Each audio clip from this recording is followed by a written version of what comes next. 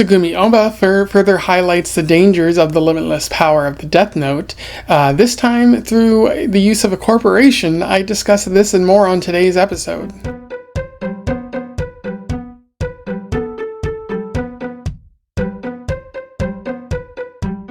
Welcome back to Around the Weird, a booktube channel where I talk about all the unusual and out of the ordinary literature that I found in my travels.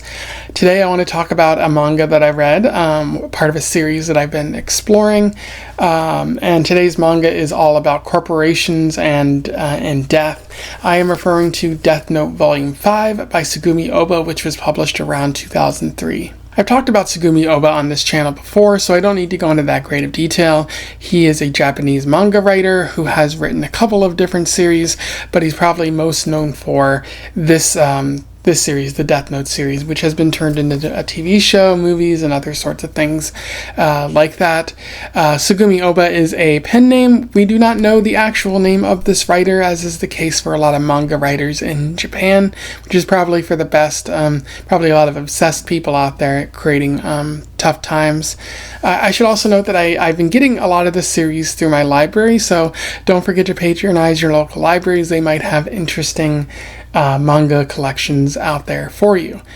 So without further ado, let's talk about Death Note Volume 5. I will do a summary, an analysis, and we will move on from there. So, Volume 5 of Death Note picks up where Volume 4 left off.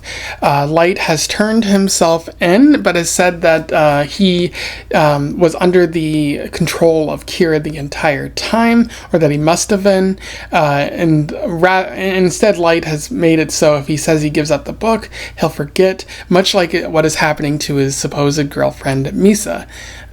So he's trying to sort of get out of this troubled situation here, and so L agrees to arrest him, which he does for at least 7 days, and at that point Light says, "I give up the Death Note," which in fact results in Ryuk allowing him to, or Ryuk just leaves, and Light sort of loses memory of the Death Note and Ryuk. And at this point, Light starts insisting that this must be some sort of trick on the part of Kira, and between that and Misa saying that she doesn't really know anything about the Death Note or know anything about Kira at all, even though she was talking about it, moments earlier. L is very confused about all of this. But shortly thereafter, a bunch of new killings begin to result, which we find out is due to Rim, who was Misa's sort of Death Note creator person thing. And Rim is giving the Death Note to a stranger that we don't know about, who is part of a corporation. So we don't really see who this is. They're in the shadows. And L is very convinced that that Light must have something to do with Kira. So he stages a mock execution where Light's father basically takes him for a drive and then says he's going to kill Light, and then himself, because they believe that Light is Kira. The government believes it and has sanctioned this execution. Misa is not going to be executed by the father, but she will be executed by the police at a later point. Light insists that he's not Kira, which effectively satisfies L, and he reveals that this was all a ruse.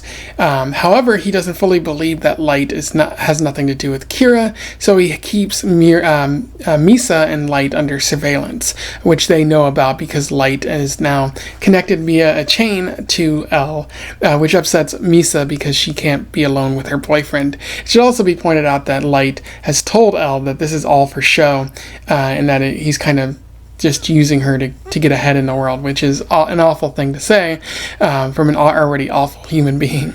Meanwhile, the Yotsuba Corporation, a group of 8 execs from there, are meeting, talking about how they know that because they've been talking about planning murders, that one of them is Kira. They don't know which one of them is Kira, but they are planning the death of others, especially rival companies, in order to get an advantage and benefit themselves and the company as a whole. However, this results in the stock growing and the Yotsuba Corporation clearly benefiting from all these deaths. And so Light and L begin to suspect Yotsuba and try to investigate this even further. However, the Kira task force is disbanded by the police, who say that the government has ordered this to happen because Kira is not really a threat. It's revealed by Light's father that the police were ordered by the government because one government official was killed in the process, and the government is receiving funds from that bribes, essentially, in order to allow Kira to keep doing what they're doing. And Light and El pretty much discover that this is Yotsuba bribes in an effort to turn the investigation away from them. Elle ends up bringing in two con artists, Aber and Wedi, in an effort to sort of get more information about Yotsuba. And Yotsuba, meanwhile, tries to hire one of the other greatest detectives in the world, Araldo Coyle, in an effort to figure out who Elle is so that they can kill him, essentially. And then it's funny because it's revealed that Araldo is actually L. It's just another one of his pseudonyms, and so they're further aware of what Yotsuba is trying to do. Meanwhile, Matsuba snoops on the Yotsuba Corporation. He's part of the task force. He ends up getting caught,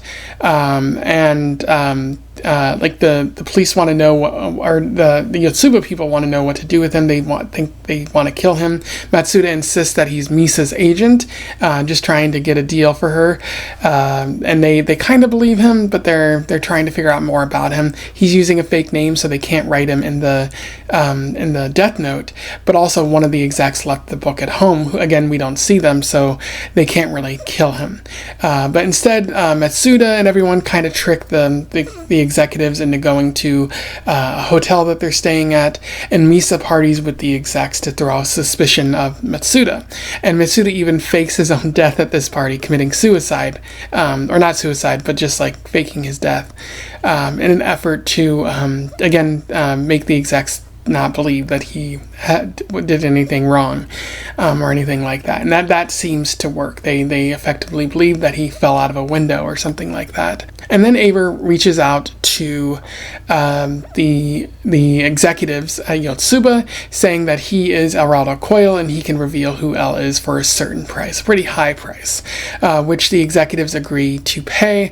And Aber even says to Elle that he hopes this can go on for a bit longer, even giving a fake name for Elle so that he can get a bit more money out of it, which Elle isn't really happy about because Aber is a criminal, and he thinks that Aber should be in jail rather than doing this, but there's an exception for that. And as the story comes to a close, Wedi manages to put a camera inside the meeting room where the execs usually meet, but there is one missing executive at this point. We don't find out what happened to them, but they could have died, or they could have been on to the plan the entire time, but that's where the story ends there. In terms of analysis, there's a fair bit to talk about with Volume 5. One of the things that Ohba has been talking about on a consistent basis is the limitless power, showing why Light should not be using the Death Note. It's too much power and too evil of a power for one person to have. But Ohba is now showing the new dangers of the Death Note. What happens when someone's no longer doing it for a perceived good that they say is their reason for doing good, that they're deciding all the bad people who should die. Rather, the Yotsuba Corporation is only interested in money. They only want to do this for their own personal benefit. So they kill anyone who benefits the corporation, whether it be rival people. Like, they're not exactly killing people because they're criminals anymore. They're doing it because they stand to benefit. And in fact, sometimes they're even like writing in the Death Note that someone will do crime. So people who weren't doing crime before are now seen as doing crime. So again, they're kind of forcing these circumstances into existence, and they're even bribing the government to not do its job. So Ohba is showing that these corrupt people have no morals, and they're not as noble as Light. But again, like, by showing these types of people, you can kind of see how Light was never really noble to begin with, because he says he was doing noble things, like he was kind of killing only bad people, but these are according to his own standards, much like Yotsuba is applying their own standards to who lives and who dies. So So nobody should really have this power. And Ohba's doing a really good job of just sort of, comparing Ohba to Yotsuba, comparing Light to Yotsuba in an effort to really highlight the original, immorality of it all. Ohba is also touching upon obsession. You saw a lot of obsession with Light and L, how they're both very interested in kind of sort of putting one over on the other, finding out the other's name to beat each other at this game, and then just proving that they're smarter than one another. But you see a lot more of L's obsession in this particular volume. L deeply wants to be right about Kira. He wants to prove that Light is Kira because that's the only answer, and he's right, but he's going about it in a very strange way. It's kind of a game to L. That's already been proven. Like, he's very aloof and very strange in the way he handles things, but he's putting people in danger unnecessarily, and he might think that he's smart enough to avoid that danger, but I think he's still walking into several problem areas in particular. And I think this is shown when he keeps Light in lockup, even though no murders are being done. Like, he's right to do it because Light did those crimes, but he doesn't know that Light did those crimes. He's just really guessing and sort of suggesting. He doesn't have any evidence at hand. So he just keeps Light in lockup, and it's a pretty weird and kind of aggressive thing to do at times. And then there's the mock execution that takes place, which is absolutely bizarre. Like, why would you tell someone that you're going to kill them if you were only trying to get a confession out of it? You're only standing to terrify Misa and Light here. And again, even though they did do the crime, that doesn't necessarily justify the means of the entire situation. And then also, he's connected Light to a chain. He so wants to be right that he's refusing to let Light out of his sight, because he knows that being close to him at all times might lead to Light to slip up.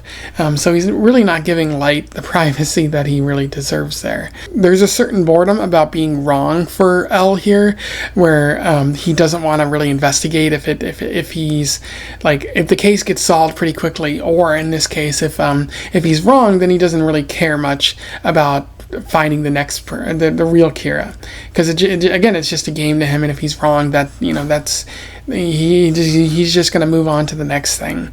And again, this is not the first time that Light or L have really displayed these traits, but it's becoming more exacerbated as time goes on, as L becomes more desperate to show that he's right in his guess and his deduction that Light is Kira, and it just leads him to play more dangerous games. Who else is he going to put in danger in order to prove that he's right? Who else is he going to essentially torture mentally in an effort to find out the answer? It's not looking good as this series goes forward. The last thing I'll note is I do like how Ohba is leaning into the more unusual elements of the story, because in general the story is kind of weird. Like a Death Note in particular, you can kill anyone you want, and these famous detectives, it's all rather silly, but I especially like the mock execution for how bizarre it feels, and how L is kind of forcing the father to do these heinous things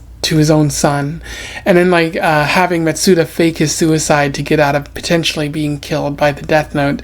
Again, very silly, and kind of bizarre, and maybe messing with the tone a little bit of the overall story, but it's definitely making the story more fun to read and giving it its own personality. So I do like how Ohba is kind of approaching the series at this point. Anyway, those are my thoughts on Death Note Volume 5 by Tsugumi Ohba. Pretty solid series. I urge you to start at the beginning with Volume 1, but I definitely think it is worth reading up to this point.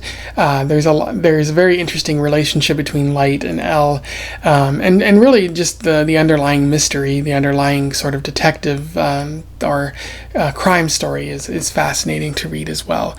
So I highly recommend that you seek this out. Let me know if you have any thoughts in the comments below. below if you read this before, or you simply want to say something on about something I said.